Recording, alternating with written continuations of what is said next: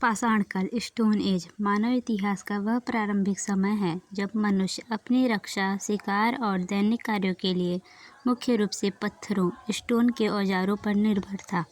इस काल को मानव सभ्यता की नींव माना जाता है। अध्ययन की सुविधा के लिए इतिहासकारों ने पाषाण काल को 3 मुख्य चरणों में विभाजित किया है। पाषाण काल 3 कालों में विभाजित है। पहला पूर्व पाषाण काल, दूसरा मध्य पाषाण काल, तीसरा नवपाषाण काल।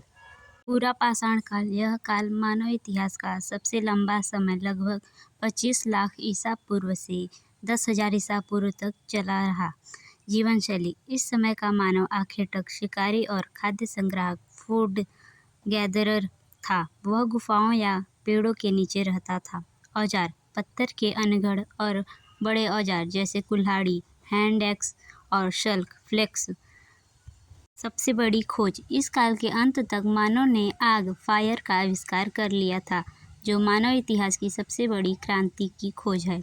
कि चित्रकारी भीमबेटका मध्य प्रदेश की गुफाओं में इस काल के मानव द्वारा बनाए गए शैल चित्रकारी के प्रमाण मिलते हैं। पूरा पाषाण के लोग कुल्हाड़ी, हाथी और शिकार करने और आग की खोज का भी प्रमाण मिलता है उस काल में। मध्य पाषाण काल यह काल पूरा पाषाण और नवपाषाण काल के बीच का संक्रमण काल लगभग 10,000 बीसी से 8,000 बीसी तक है। औजार इस काल की सबसे बड़ी विशेषता सूक्ष्म पाषाण यानी बहुत छोटे और नुकीले पत्थर के औजार थे। इन्हें लकड़ी या हड्डी के हत्थों में फंसाकर भाले और तीर बनाए जाते थे। पशुपालन की शुरुआत मानव ने पहली बार पशुओं को पालतू बनाना शुरू किया। कुत्ता मानव द्वारा पाला गया पहला जानवर था। इस काल के लोग निवास कैसे करते थे? जलवायु गर्म होने के कारण लोग अब घास फूस की झोपड़ियों में भी रहने लगे थे।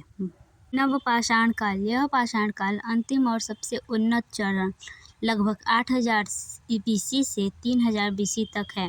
इसे नवपाषाण काल क्रांति भी कहा जाता है। कृषि की शुरुआत मानव जब शिकारी से खाद्य उत्पादक बन गया, उसने गेहूं, जौ, चावल उगाना शुरू किया। मेहरगढ़ पाकिस्तान में इसके प्राचीनतम साक्ष्य मिलते हैं।